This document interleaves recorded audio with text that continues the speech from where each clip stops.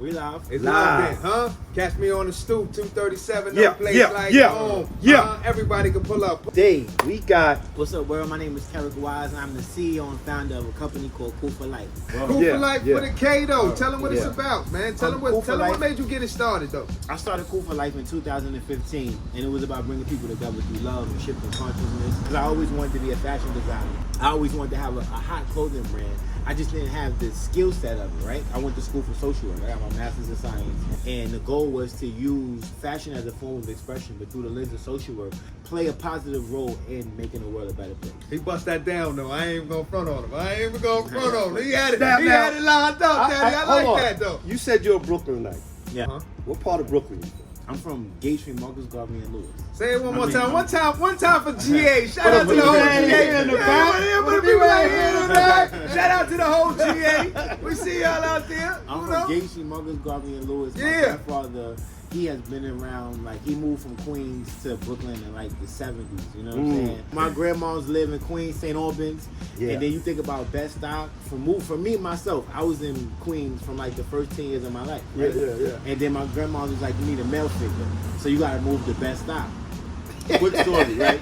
When I moved to Brooklyn, I had gotten to this something where, like, one of the guys we was playing, he threw a rock at me or something. So I'm like, all right. I go tell my sister, you know, she from Brooklyn. She been her whole life. She went to 308. Okay. Oh, okay. And that's when it was the gifted school. Mhm. So I go tell her, like, look, somebody just bumped me or said something to me. She's like, all right, you gotta go back outside and fight. We in Brooklyn. So I'm like, fight? So good. Like I said, in Queens, me and my first Power Rangers, we practicing sticks, kicking, all that. So I go out. I'm like, all right, bro, what's up? So he got his hands up. He's like, what's good? So I'm like, hold on.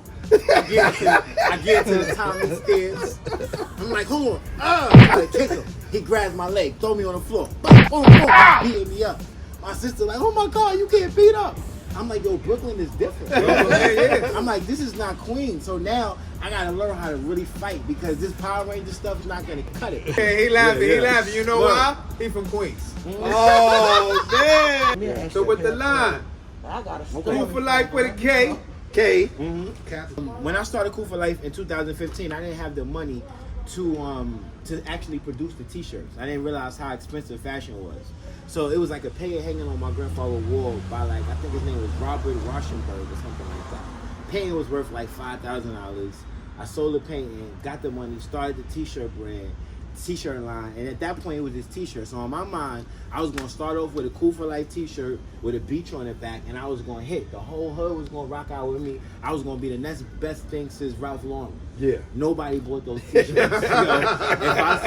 If I spent $2,000 on t-shirts, I wore 35 of those t-shirts, and I sold 15. So now this is before I know how to screen print, tie-dye. Okay. This is before I know how to design, market. I'm just going off passion, right? So for all my young people out there, if you want to be an entrepreneur, you need passion and you need the skill set. So you got to put the 10,000 hours, and that's what those rich people be talking about, 10,000 hours. Because if you can't master the craft, you can't make money off it, right? Okay. So because we see things. That's like you're telling me a business right now. I'm like, well, I can get into that, but I don't know your 10,000 hours. I don't know the knowledge you acquired to actually be that. You understand what I'm saying? Okay. Now I'm realizing I gotta get back in the kitchen. I gotta go back to school. I went to school for social work. I got my master's in science and social work. But we're in the fashion game. Only way that can help me is how I talk to y'all. But to actually get you to buy something, I need to have good fabric. I need to have a good slogan that you can connect with, right? So now, at the time, my child's mother, we went to Jersey. We learned how to screen print. I cut the middleman out. Because now I'm spending $1,800, $2,000 for 50 shirts, for 60 sweatsuits. I'm like, this is not making any sense. So how do I cut the middleman out? I'm like, all right, I got to learn how to do what the middleman is doing, right? Then I learned. So then the pandemic happened. Now I teach myself how to screen print. I'm working at Boys and Girls. I got a nice little wave community rocking out with me. I'm so Brooklyn. I'm so Brooklyn is not mine. It's mine because I own the trademark, but I didn't come up with it. Let me say that, right? I didn't come up with I'm so Brooklyn. But it was like that Jay-Z line. He said, you made it a hot line, I made it a hot song. No Kick doubt. it, No kick doubt. it. No That's doubt. my He favorite told one. me that. No doubt. Yeah, right? I saw I'm So Brooklyn, the song resurfaced, right? Because Casanova brung it back out because it came out when I was younger. Jay-Z, Fabulous, Uncle Murder, right? Okay. Brooklyn. So he brung it back out. So I'm sitting in the crib one day. I'm like, this would make a good t-shirt. So I go do a little research. I'm like, yo, what's something about Brooklyn that people all over Brooklyn will connect with? If you really a Brooklyner, Jackie Robinson, and the Brooklyn Dodgers. What is it, Ebbets Field? You know what I'm saying? Right. So I know the energy over there. So I study that. I'm like, all right, let me get the font of the Dodgers, and I put that as I'm So Brooklyn. Now, mind you, up until this point, I was having a hard time getting sales. Like, it was just not coming the way I wanted it to come. So that week that I put the I'm So Brooklyn on the sweatshirt, I sold 100 pieces that week. No doubt. So I'm talking to one of my great friends, shout out to Mountain Builders from Baltimore, and he's like, yo, bro, you should trademark that. And I'm like, why would that be available? Like, these are small guys. They would not just leave it open like that. This is Brooklyn. Like, I'm So Brooklyn. Why would I have to trademark? So I go USPTO, shout out to all my young people. If you're thinking about starting your own business, keep in mind that your intellectual property is your trademark. It's like being a rapper and owning your masters. If you own your trademarks, you own your company. If you don't, somebody else owns it. So I put the trademark in. Matter of fact, it was dead. So when the trademark says dead, that means that somebody started to fill out the trademark and they got to a point where something came up. Because that's why they tell you to get lawyers, because it gets very tedious. Because of my time and my experience and my child's mother, we taught ourselves how to trademark stuff, right? So I don't necessarily have to pay somebody $10,000. I just go online and you might not get it, you might get it, right? So I did it, I put it in, I paid the $250, and it came back that it was mine. I'm So Brooklyn. Same with I'm So New York. I put it in, it was dead. Nobody wanted it. I put it in. I paid it. It came back that it's mine, right? So now it's 2018, 2019. I own, right before the pandemic, I own I'm So Brooklyn. So now. And I'm So New York. I ain't on I'm So New York. Okay, I just got that. Oh, you just got that. you just got it. But you got that. You got So that. Brooklyn was in My the bad. pocket. Absolutely. My It's in the bad. pocket, right? So, because I'm a New Yorker, so if Brooklyn is in New York, right? So Yeah, we gotta yeah. rep it, right? Fast forward, I start telling people, yo, I'm gonna get I'm So Brooklyn sold in the Brooklyn Net swag store.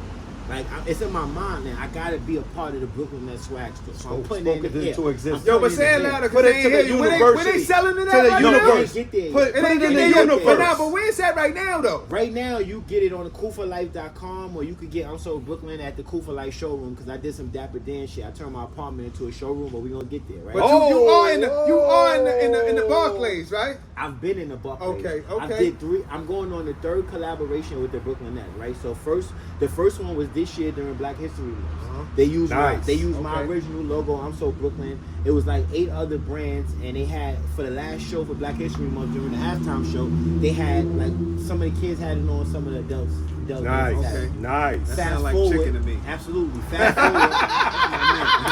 That sound like chicken to me. There's some chicken in that, huh? So fast forward now, one of my good friends, shout out to Christia, right? She's like the director of entertainment for the Nets. So she's like, yo, I want you to come back during the playoffs. I'm like, for real? Yeah. She's like, yo, can you make me 35 specials for the Brooklyn Nets hype team? I'm like, absolutely. But she like, I need our logo combined with your logo, because I need them to have a representation of what they work for. Like the Brooklyn Nets hype, first and foremost, the Brooklyn Nets hype teams get just as much visibility damn near as a team. As a whole. Yeah. So I'm like, yeah, I could do it. So shout out to Wo. I got a business manager named Wo. She's a part of the Kool for Life team. And me and her, we talked about it, and she helped me put together this dope design that's on the back of my jacket, which is a hybrid logo of the Nets logo and I'm So Brooklyn, right? So now, first game of the playoffs in Brooklyn, you got 35 members running around with sweatsuits that I made in my I saw them. Yeah. I saw them. Yeah. Guess what I made? It was a 2-part, right? I went to my friend that got the $40,000 machine, and she DTG'd it, right? Okay. Direct to garment. But guess where it got tied out at? Right there on Gates and Marcus Garden. So that's why I be trying to tell these young people that You can do it. where you start, it don't matter where you start, it matter where you go. Because I started on Gates. I was making 35 sweatsuits in the bathroom tub. And then now, during the playoff game, I'm on the floor with my camera recording this. You know what I'm saying? So it don't matter where you start. And that's 3 times in the same year that I've been able to, I can say that I've been able to collab with the Brooklyn Nets. What do we want to put into fruition? Blessings. What we want to put into fruition, and let this reign be a testament that I'm So Brooklyn should be officially sold in the Brooklyn Nets swag store. Come on, y'all. Get it together. Get it together. Get it together. And I'm talking about, it's going to be a bestseller, because they don't understand the type of love and culture that come behind being from Brooklyn. Brooklyn is the most recognized place in the world. Cut the Listen, check. Time out. If you go look at what's the most visited place or places that people want to visit, is Brooklyn. when you look at the culture, where Michael Jordan from? Brooklyn. Where is Spike Lee from? Brooklyn. Where Jay-Z from? Where Biggie from? Where Kirrick Wise from? Where y'all from? We from Brooklyn. I'm saying, like, so you gotta rep the borough, because like I said, the borough has made me who I am. That's why I have the audacity and the fearlessness, because when I was younger, growing up around here, I was always the positive state of myself. And I had the right support system, kid. So I never had to be a gangster. I never shot a gun before. Yeah, I got locked up because I'm a black man in America, but I never got locked up for nothing serious, right?